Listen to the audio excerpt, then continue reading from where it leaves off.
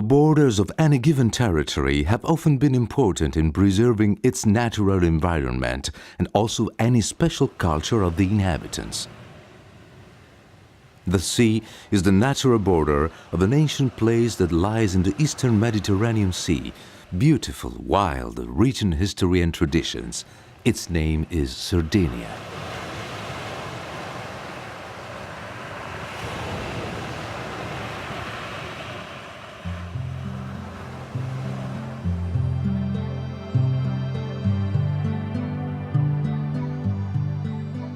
In this land, a civilization was born and developed in such a way that not even today we are sure of many details of its history.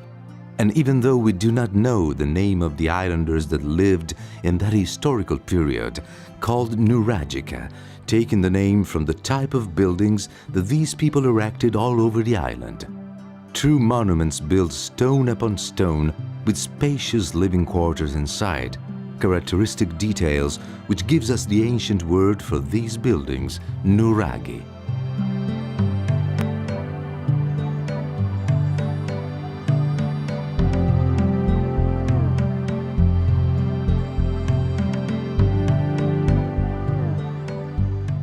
On the island territory, over 7,000 nuraghi have been officially recorded, many of which consist of just a single tower. Others are a little more complicated.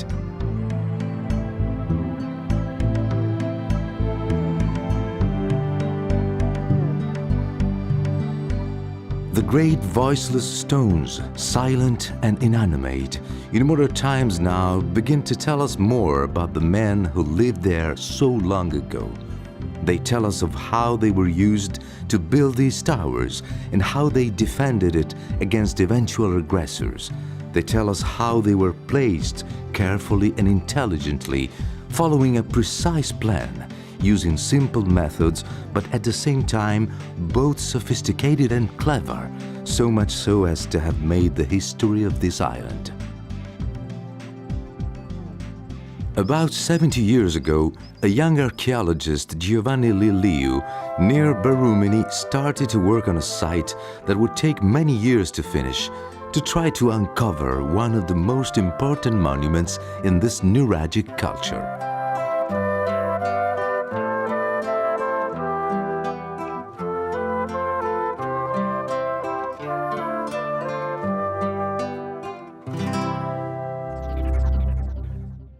Nuraghi, which means the nuraghi, was not built all at the same time, but over a period of about 100 years. For this building, it was indispensable to use the great volcanic basalt masses that came from the nearby Giara, a sort of mine. After the construction of the mastio or dungeon in the principal tower, there then followed the first 4 great towers adjacent to the first, and then in different periods another 8 external towers were added, united by a mighty defensive wall. The mastio was built about 1,500 years before the birth of Christ and originally possessed 3 rooms built one after the other in a truncated cone shape with the vault closed a tolos, that is the use of the great masses at the base of the building and then even smaller stones gradually reaching the top to obtain a false cupola until finally closing the room completely. Today, the tallest one, the smaller one, no longer exists.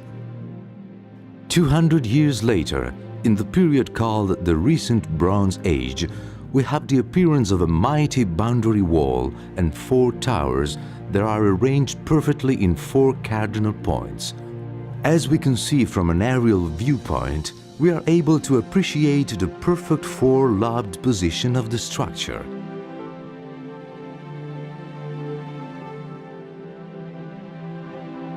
Between the mastio with the perimeter towers, we now have a central courtyard with a well, originally about 20 meters in depth, from which water was drawn for daily use. Around 1100 BC, together with other modifications that were made to the nuraghe, rising up around the structure, in particular on the eastern side, we find the nuragic village, a series of circular homes built generally of only one room. To the base of the building, built of stone, wooden beams were added, which were then covered in reeds. Today, of these huts that for centuries were full of life, there only remains the original foundations in stone and other numerous elements that reconduct us to the habits of the people that lived there once. A grindstone for grinding grain.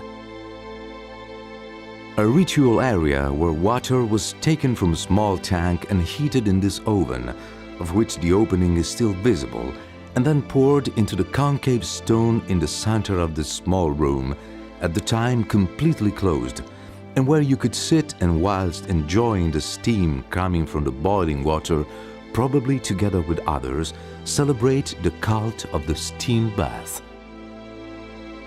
About 500 BC, after 1,000 years from its formation, the nuragic civilization ceased to exist.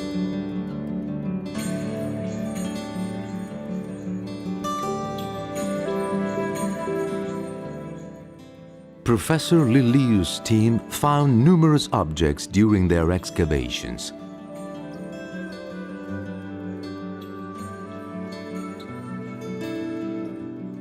Appropriately restored by experts, today these finds are exhibited in a special place called Casa Zapata, a series of buildings that were built by the noble Zapata family from Aragon in the 16th century.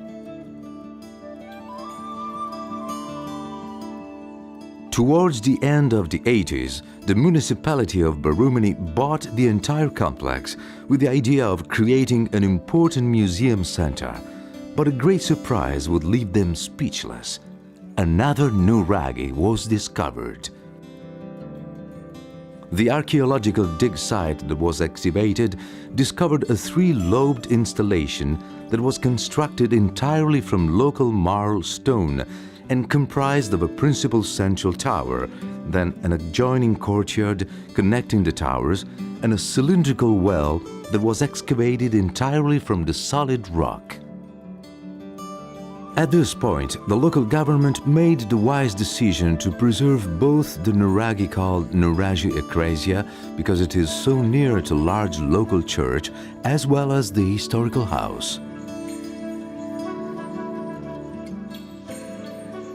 By making it possible to properly visit the nuragic complex, making large openings into the walls of the house to create a system of suspended transparent glass walkways, as well building glass cabinets to display the precious objects found in the dig sites, they have created their museum center and also making it very original and educational.